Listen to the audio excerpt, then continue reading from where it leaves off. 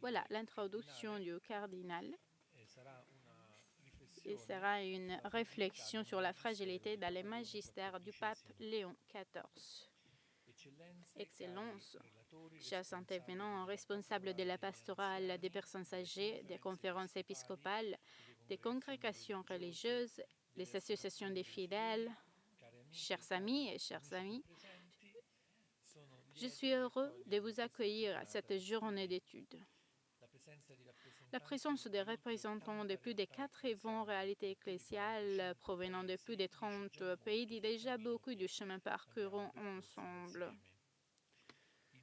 Les deux congrès internationaux sur la pastorale des personnes âgées et les rencontres en ligne organisées pour chaque continent nous ont permis de nous connaître, de commencer à tisser un réseau de personnes engagées dans l'accompagnement pastoral des personnes âgées. Et après cette étape, nous ressentons la nécessité d'aller plus en profondeur et de donner à notre travail commun un fondement théologique et spirituel. La vieillesse, telle que nous la vivons aujourd'hui, est quelque chose d'historiquement nouveau. Jamais auparavant, l'humanité n'avait connu une saison de la vie aussi longue et aussi répandue. Le pape François, à ses propos, a souvent parlé d'un nouveau peuple. Nous vivons en moyenne 20 ans de plus que les générations précédentes. Ce sont 20 années qui nous ont été données et nous ne pouvons pas accepter de les vivre sans sens, sans une lecture spirituelle qui dise qui nous sommes et que nous sommes appelés à faire. Il est nécessaire de développer une théologie de la vieillesse. Et pour cela, nous avons choisi de partir d'un thème fondamental, la fragilité. Le fil conducteur de cette journée est le suivant. La fragilité n'est pas une erreur. Elle n'est pas un défaut à corriger. Elle est l'occasion de reconnaître la présence de Dieu et les besoins que nous avons les uns des autres. Être faible, et nous sommes tous faibles, signifie reconnaître la vocation à vivre ensemble et à construire la fraternité. Le pape Léon XIV l'a écrit dans Magnificat Humanitas au numéro 12. Édifier dans le bien signifie accepter la limite et la fragilité de l'humanité, sans les considérer comme une erreur à corriger. La véritable réalisation n'est pas de l'élimination des fragilités, mais d'une croissance harmonieuse, là où liberté et responsabilité s'entrelacent avec les soins réciproques et la vraie solidarité. La question que nous commençons donc à nous poser aujourd'hui est la suivante. Si la fragilité n'est pas une erreur, alors la vieillesse ne l'est pas non plus. Et si la vieillesse n'est pas une erreur, nous devons lui donner un sens avant tout spirituel. Dans cette perspective, les personnes âgées ne sont pas seulement des personnes à prendre en charge, ce sont des personnes qui nous aident à découvrir un sens de la vie moins banal. Maîtres d'une spiritualité tissée de fragilité et d'émerveillement. Et le cardinal va en parler en 6 points. Le premier, la fragilité comme condition constitutive de l'humain.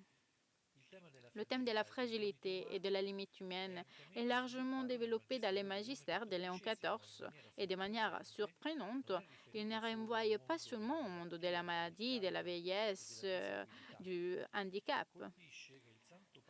J'ai été frappée par le fait que le Saint-Père ait parlé pour la première fois de la fragilité comme faisant partie de la merveille que nous sommes face à cette explosion de vitalité et de vigueur qui représentait les centaines de milliers de jeunes rassemblés à l'occasion du Jubileator Vergata.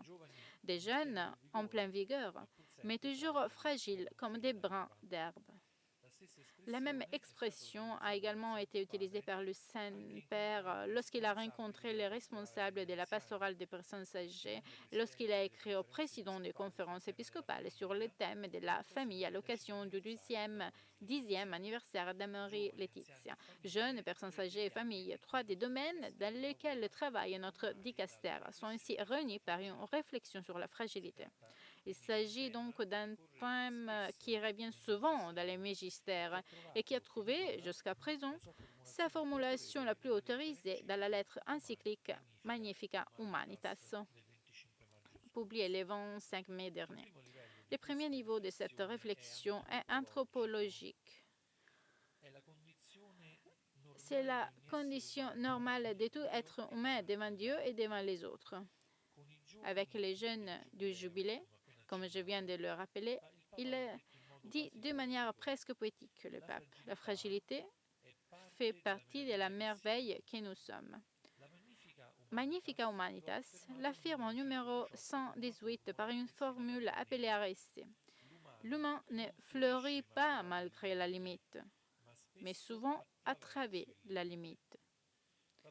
Il faut le préciser d'emblée. Cela ne signifie pas se résigner à la douleur évitable que la charité et la médecine doivent soulager.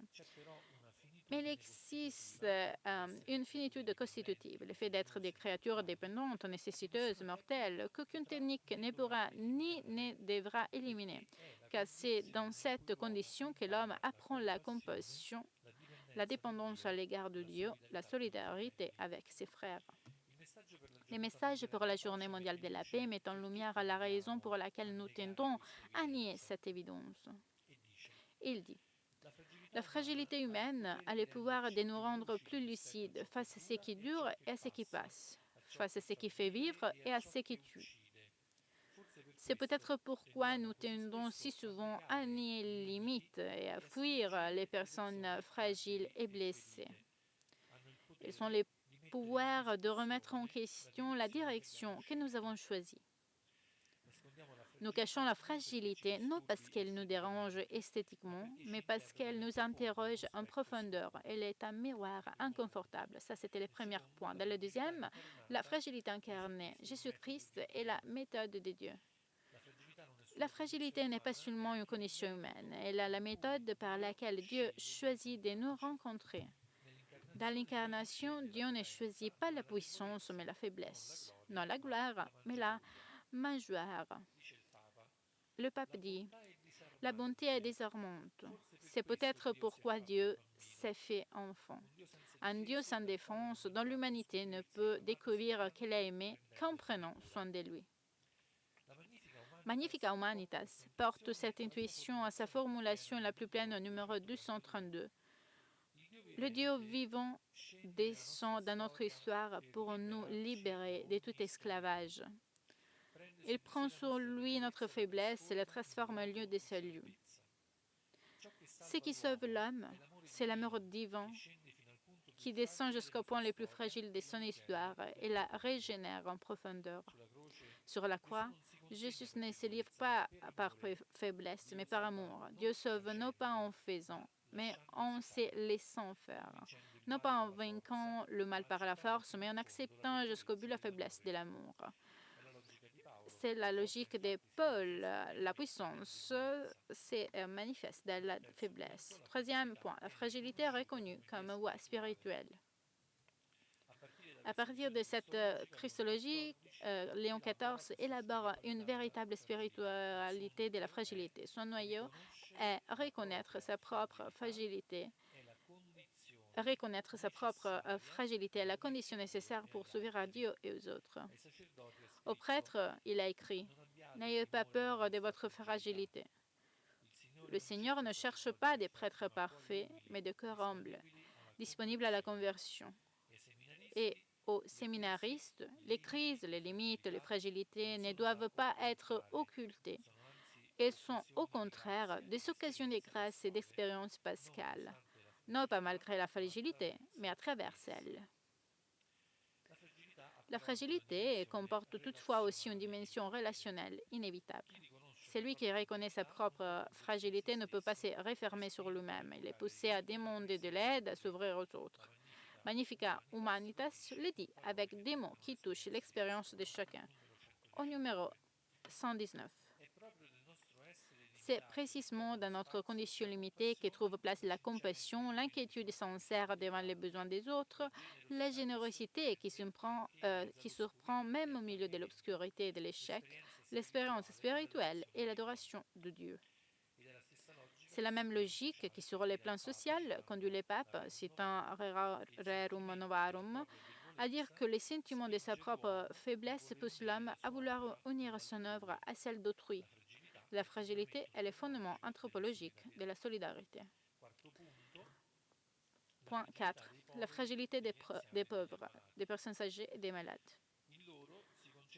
La fragilité se concentre de manière particulière chez les pauvres, des personnes âgées et les malades. La logique du pape est typiquement évangélique. Ils ne sont pas objets de charité, mais sujets qui évangélisent la communauté.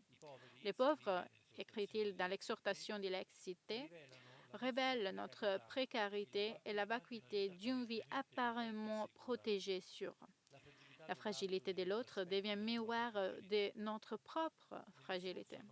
Dans les discours adressés à notre deuxième congrès international, Léo XIV a dit que la fragilité des personnes âgées est cachée ou tenue à distance par ceux qui cultivent des illusions mondaines, afin de ne pas avoir sous les yeux l'image de ce que nous serons inévitablement. Il est au contraire salutaire de se rendre compte que le vieillissement fait partie de la merveille que nous sommes. Les personnes âgées nous enseignent que le salut ne se trouve pas dans l'autonomie, mais dans le fait de reconnaître humblement son propre besoin et de savoir l'exprimer librement. La fragilité des personnes âgées a besoin de la vigueur des jeunes. L'inespérance des jeunes a besoin du témoignage des anciens. La fragilité ne divise pas les générations et les appelle les unes vers les autres. Quand on est malade, la parole du pape est précise. Dieu nous aime tels que nous sommes, mais non pas pour que nous restions tels que nous sommes. Dieu ne nous veut pas toujours malades, il veut nous guérir. La fragilité est accueillie avec amour, mais orientée vers la guérison. Cinquième point, la fragilité de la vie ecclésiale et institutionnelle. Léon XIV